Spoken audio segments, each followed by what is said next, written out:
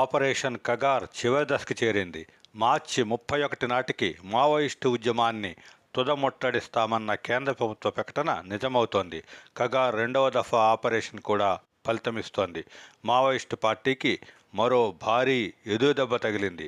Operation కగార్లో కీలక పరిణామం చోటు చేసుకుంది. Maoist party top commander, party general secretary Devji alias Tippiri Tirupati లొంగిపోయారు.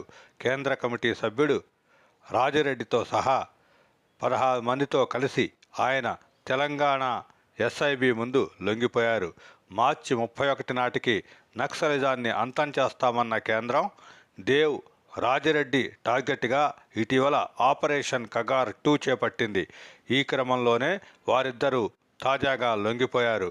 అంతకుముందు మల్లోజుల వేణుగోపాల్ లాంటి కీలక మావో నేతలు కూడా సరెండర్ అయ్యారు. అనేక మంది మావోయిస్టు కీలక నేతలు కూడా భారీ ఎన్కౌంటర్లలో హతమయ్యారు. దండకారణ్యంతో పాటు మావోల సురక్షిత ప్రాంతాలను లక్ష్యంగా చేసుకొని కేంద్ర బలగాలు జల్లెడ పడుతున్న నేపథ్యంలో దేవ్జీ, రాజిరెడ్డిల లొంగుబాటు కీలక పరిణామంగా చెప్పవచ్చు.